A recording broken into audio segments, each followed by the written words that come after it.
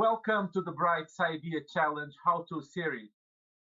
The Bright SCIdea Challenge is an annual entrepreneurship competition which invites students to bring idea out of the lab into the role.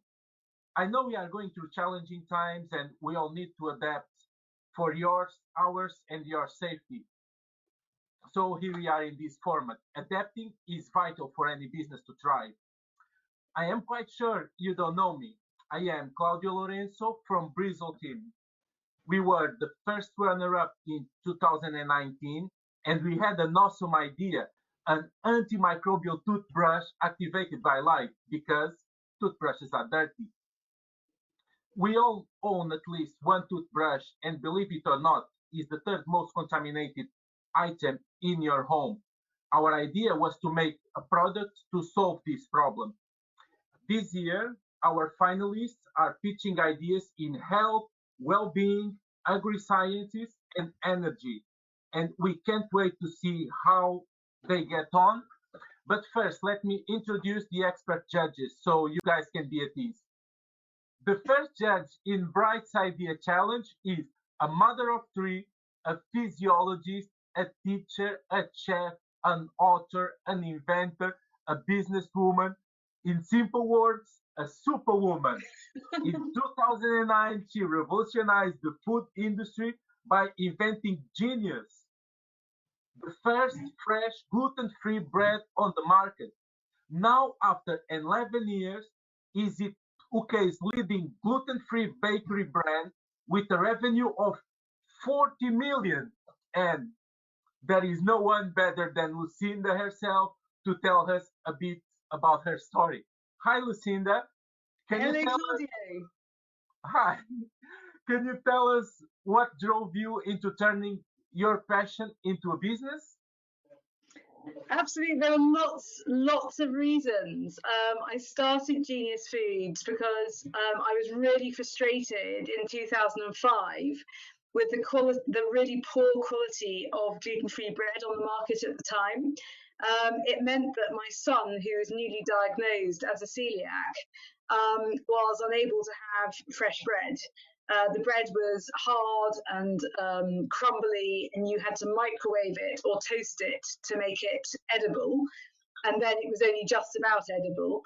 And it meant that my son couldn't have sandwiches in his packed lunch box, he couldn't go on a picnic, it was hard going on a school trip.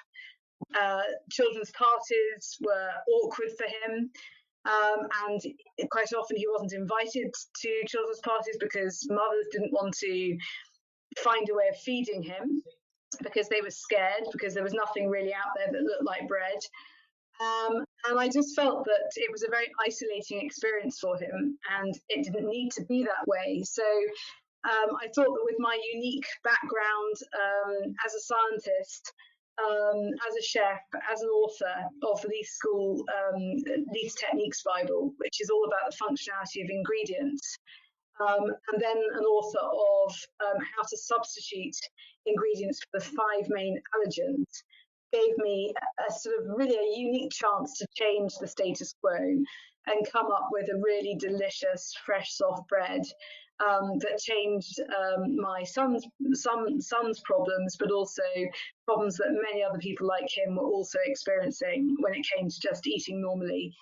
And I think also I'd always wanted to run my own business. I come from an entrepreneurial family, and I always wanted to make a difference to people. And so this was my chance. I'd spotted this gap in the market, and I felt that this was my chance to build a business that really did make a difference to many people who had to avoid gluten. Wow. No, I'm just here listening. I feel like firstly, this is an impressive story. So it was not only passion, so you also tried to solve a big problem that you have there. So what were your major challenges that you faced while trying to take this forward? Well, really the first challenge was to come up with a blend of ingredients that created a substance that behaved like bread, that tasted like bread, that looked like bread, that would slice and toast as you would expect bread to do, because I wanted the bread to be completely mainstream if I could. You know, that was really the target, and in a funny sort of way, it still is our target to create a bread that is just the same as wheat bread. And I don't know how much you know about gluten-free ingredients, but when you mix gluten-free starches like rice flour or potato starch or tapioca starch with water, you literally have something like a glass of water. There's no substance to it at all. So challenge was to turn that glass of water into a dough that then trapped carbon dioxide created by the yeast, to expand, to double in size, to aerate that substance, which then stayed in that shape during the baking and then the cooling, and then when you sliced it. And it was really very different. It's all about chemistry and physics, basically.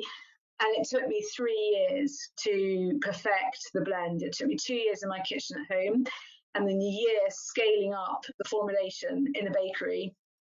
And all of that was really, the last year was about trying to match a process with the formulation to get a decent loaf of bread at the end of it. So that was really hard. There was no one to ask. It was a totally unique blend. It had never been made before. A lot of the ingredients that we used in that first formulation had never ever been used in bread before. So it was just a massive learning curve, very lonely actually for me, and then with the bakery team to try and scale that up from my Magimix to 200 kilo batches. And what we realized along the way is that the ingredients, the functionality of the ingredients would change quite substantially between batches until we'd managed to tighten our specifications down so that the batches behaved the same each time. So that was a real issue. And trying to find the right bakery equipment that worked really well with the consistency of the formulation. There's a lot of rheology, a lot of soft matter physics involved.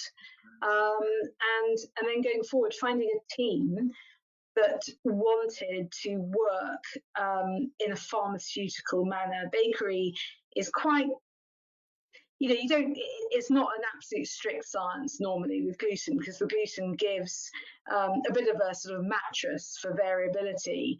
It sucks up variability, but when you don't have the gluten and you have these very, very sensitive blends, getting the process right and sticking to it is really hard, and it's taken us a really long time to get the right team and get the right culture in the business to behave in that pharmaceutical way that we need them to do. Wow. Yeah, it's been a challenge. I used to have black hair, Claudio. No, I was thinking this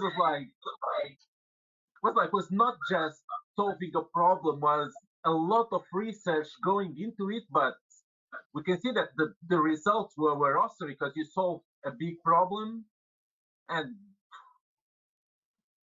big business now. I see your numbers are impressive and what you have done so far. Luckily, you didn't need to spend money in clinical trials. No, you had your test subjects at home.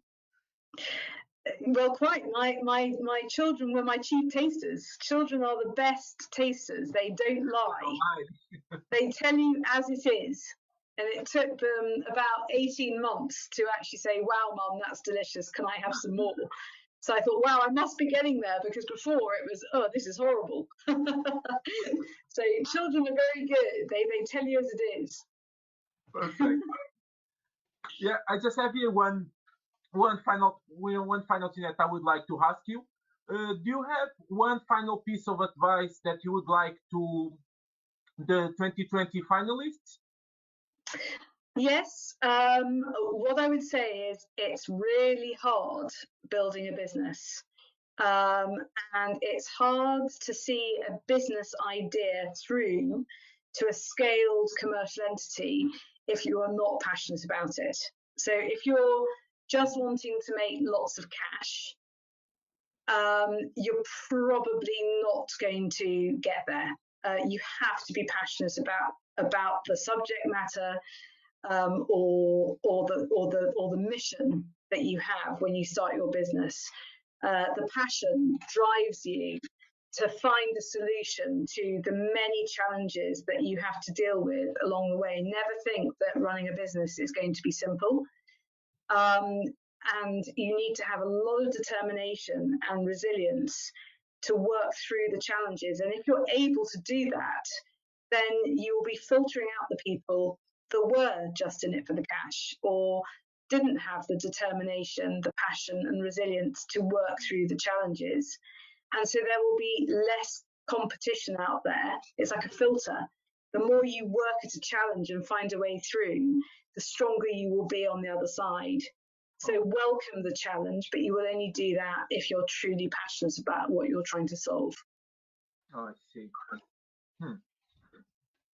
Well, thank you very much, Lucinda, for your views and to be the judge.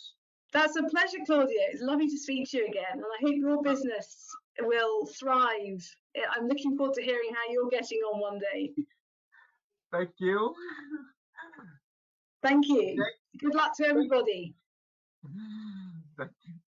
Thanks to all expert judges for this year Bright SCI Challenge.